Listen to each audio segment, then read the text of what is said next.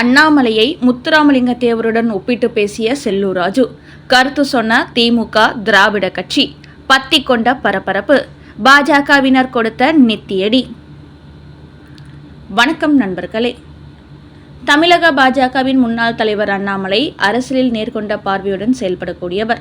அதன் காரணமாகவே ஊழல் கட்சியான திமுகவுக்கு எதிராக அதிரடி அரசியல் செய்து வருகிறார். மேலும் பசும்பொன் முத்துராமலிங்க தேவர் மீது அண்ணாமலை அதிக பக்தி கொண்டவர். அவரை பற்றி பல தருணங்களில் அவர் மேடைகளில் பேசியுள்ளார். இந்த நிலையில் அதிமுகவின் முன்னாள் அமைச்சர் செல்லூர் ராஜு தேர்தல் பரப்புரையின் போது தமிழ்நாட்டில் பாஜக சிறப்பான முறையில் வளர்ந்திருக்கிறது என்றால் அதற்கு ஒரே காரணம் அண்ணாமலைதான். அந்த அளவுக்கு மிக அதிரடியான அரசியல் செய்தார். திராவிட கட்சிகளே அவரை வியப்புடன் பார்த்தோம்.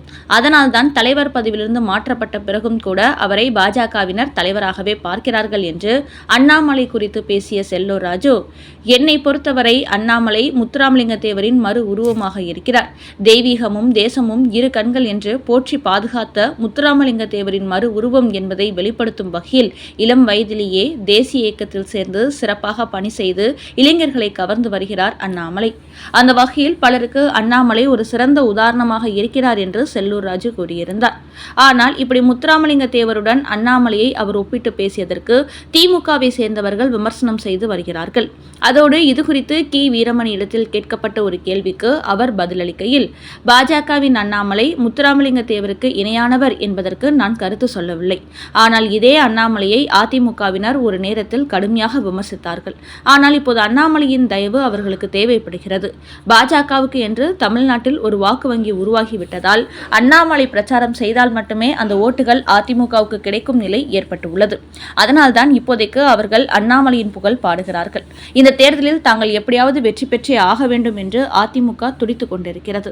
அதனால்தான் பாஜகவுடன் கூட்டணி வைத்தார்கள்.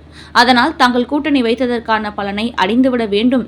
அதற்கு அண்ணாமலை பிரச்சாரம் அவர்களுக்கு அவசியப்படுகிறது. அதனால் அண்ணாமலை மூலம் தாங்கள் பலன் பெறுவதற்காகவே இப்படி அவரை பசும்பொன் முத்துராமலிங்க தேவருடன் ஒப்பிட்டு செல்லூர் ராஜு பேசியிருப்பதாகவே நான் பார்க்கிறேன் என்று கூறியிருக்கிறார் திராவிட கட்சியின் கி வீரமணி. அவரது இந்த கருத்துக்கு பாஜகவினர் பதில் கூறுகையில், அண்ணாமலையை பொறுத்தவரை பசும்பொன் முத்துராமலிங்க தேவரை உயிராக நேசிப்பவர். அவரது ஆன்மீகம், அரசியல் இரண்டையும் மனப்பூர்வமாக ஏற்று அதை பின்பற்றக்கூடியவர். அதனால் அண்ணாமலையின் செயல்பாடு பசும்பொன் முத்துராமலிங்க தேவரை போலவே அதிரடியாக இருக்கும், ஆன்மீக ரீதியாகவும் இருக்கும். அதைத்தான் செல்லூர் ராஜு அப்படி சொல்லி இருக்கிறார். அது மட்டுமின்றி முன்பு அண்ணாமலைக்கும் எடப்பாடிக்கும் இடையே அரசியல் மோதல் நடைபெற்ற போது இதே செல்லூர் ராஜுவே அண்ணாமலையை விமர்சனம் செய்திருக்கிறார். ஆனால் இன்றைக்கு நிலைமை தலைகீழாகிவிட்டது. அதிலும் அதிமுகவிற்கு அண்ணாமலையின் அனுகிரகம் தேவைப்படுகிறது. அவர் பிரச்சாரம் செய்தால் மட்டுமே பாஜகவினர் அதிமுகவுக்கு ஓட்டு போடுவார்கள். அப்போதுதான் அவர்கள் வெற்றி பெற முடியும். அதனால் தங்களது அரசியல் ஆதாயத்திற்காகவே அண்ணாமலை குறித்து இப்படி வெளிப்படையாக பேசியிருக்கிறார் செல்லூர் ராஜு. அதோடு அண்ணாமலை தெய்வீகமும் தேசமும் இரு கண்கள் என்று செயல்பட்ட பசும்பொன் முத்துராமலிங்க தேவரை பின்பற்றிதான் வருகிறார். அதனால் அவருடன் அண்ணாமலையை ஒப்பிட்டு சொன்னது சரியான விஷயம்தான். அதனால் தங்களது சுயநலத்திற்காகவே செல்லூர் ராஜு அப்படி சொன்னாலும் கூட சரியாகத்தான் சொல்லியிருக்கிறார் என்று பாஜகவினர் தங்களது கருத்துக்களை பதிவிட்டு வருகிறார்கள். அடுத்த செய்தி. ஜனநாயகன் படத்தால் ஏற்பட்ட நஷ்டம். மீண்டும் நடிக்க வருகிறார் விஜய். ஜனநாயகன் படம் தான் எனது கடைசி படம். இனிமேல் முழுநேர அரசியலில் ஈடுபடுவேன் என்று கூறி வந்தார் விஜய். ஆனால் ஜனநாயகன் படம் சென்சார் போர்டில் சிக்கிக்கொண்ட நிலையில் அவர்கள் அனுமதி கொடுத்தபோது தேர்தல் விதிமுறை அமலுக்கு வந்துவிட்டது. விஜய் தேர்தலில் போட்டியிடுவதால் அந்த படத்தை ரிலீஸ் செய்ய தேர்தல் கமிஷன் அனுமதிக்கவில்லை. இந்த நேரத்தில் ஜனநாயகன் படத்தை யாரோ மர்ம நபர்கள் இணையத்தில் வெளியிட்டு விட்டார்கள்.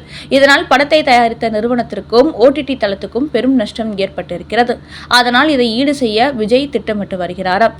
இப்படி இணையத்தில் ஜனநாயகன் வெளியிடப்பட்டதை அடுத்து விஜய் வீட்டில் ஒரு ஆலோசனை நடைபெற்றுள்ளது.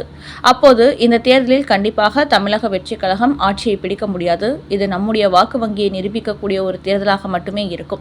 அடுத்த தேர்தலில் தான் சரியான கூட்டணி அமைத்து ஆட்சியை பிடிக்க முயற்சிக்க வேண்டும் என்று விஜயும் அவரது நிர்வாகிகளும் கூறியதுடன் இந்த நஷ்டத்தை ஈடுகட்ட வேண்டும். அதோடு தொடர்ந்து கட்சி நடத்துவதற்கும் நிதியும் தேவைப்படுகிறது. அதனால் தேர்தலுக்கு பிறகு தெலுங்கு நடிகர் பவன் கல்யாண் போன்று அரசியல், சினிமா இரண்டிலும் ஈடுபட விஜய் திட்டம் திட்டமிட்டுள்ளாராம். அதனால் சட்டமன்ற தேர்தல் முடிவுகள் வெளியாகி ஒரு வாரத்துக்குள் விஜயின் புதிய படத்திற்கான பூஜை நடக்க இருப்பதாக பனையூர் வட்டாரங்களில் ஒரு தகவல் வெளியாகியிருக்கிறது. அதோடு மீண்டும் சினிமாவில் நடிக்க சென்றுவிட்டால் திமுக உள்ளிட்ட கட்சிகள் விமர்சனம் செய்வார்கள். என்றாலும் கூட அரசியலிலிருந்து முழுமையாக விலகாமல் சினிமாவில் நடித்துக் கொண்டே தீவிர அரசியலும் ஈடுபட வேண்டும். குறிப்பாக அடுத்து ஆட்சிக்கு யார் வந்தாலும் அவர்களுக்கு எதிராக அதிரடியான போராட்டங்களை முன்னெடுக்க வேண்டும் என்று தாவேகாவில் முடிவெடுக்கப்பட்டுள்ளதாம். அதனால் சட்டமன்ற தேர்தல் முடிவுகளுக்கு பிறகு அடுத்து நடிக்கக்கூடிய படம் குறித்த கதைகள் கேட்பதற்கும் திட்டமிட்டுள்ளாராம் விஜய். அந்த படமும் கண்டிப்பாக ஜனநாயகன் பாணியில் அதிரடி அரசியல் கதையில் உருவாகும் என்றும் கூறப்படுகிறது. அடுத்த செய்தி, விரட்டி அடிக்கப்படும் திமுக வேட்பாளர்கள். தெற்கிலிருந்து மு.க. ஸ்டாலினுக்கு வந்த அதிர்ச்சி செய்தி. அவசர கதியில் விரைந்த சபரீசன். தமிழக முதலமைச்சர் மு.க. ஸ்டாலின் இந்த முறை தமிழ்நாட்டில் 4 முனை போட்டி வெடித்துள்ள நிலையில் திமுகவின் ஓட்டுகள் சிதறாது, அதிமுகவின் ஓட்டுகள் தான் சிதறும், அதனால் நாம் எளிதாக வெற்றி பெற்றுவிடலாம் என்று ஒரு கணக்கு போட்டு வருகிறார். அதிலும் ஆரம்பத்தில் 200 தொகுதியில் வெற்றி பெறுவோம் என்று சொன்னவர் இப்போது 234 தொகுதிகளிலும் திமுகவே வெற்றி பெறும் என்று மேடைகளில் பேசி வருகிறார்.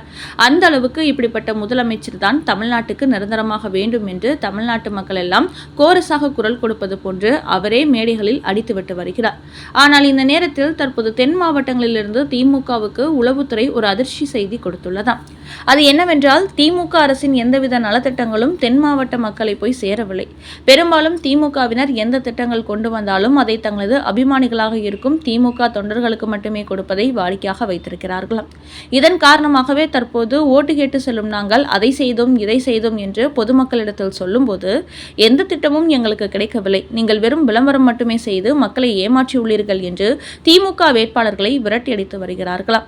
இதனால் இந்த முறை தென் மாவட்டங்களில் திமுகவுக்கு மிகப்பெரிய சரிவு ஏற்படும் சூழல் உருவாகியிருக்கிறதா. இந்த செய்தி இதுவரை சென்னையில் தமிழக வெற்றி கழகத்தை டார்கெட்டாக வைத்து அரசியல் காய் நகர்த்தி வந்த மு.க. ஸ்டாலினின் மருமகன் சபரீசன் இப்போது தென் மாவட்டங்களுக்கு விசிட் அடித்துள்ளாராம். அங்குள்ள மக்கள் எதற்காக திமுக வேட்பாளர்களை விரட்டி அடிக்கிறார்கள், இதன் பின்னணியில் என்ன நடக்கிறது என்பதை ஆராய விரைந்துள்ளார்களாம். அங்குள்ள மக்களிடத்தில் விவரத்தை கேட்டறிந்து அடுத்த கட்டமாக மதுரை, திருநெல்வேலி, தூத்துக்குடி, கன்னியாகுமரி, தென்காசி போன்ற மாவட்டங்களில் மிகப்பெரிய அளவில் பணம், பரிசு பொருட்கள் பட்டுவாடா செய்யவும் திட்டமிடப்பட்டுள்ளது.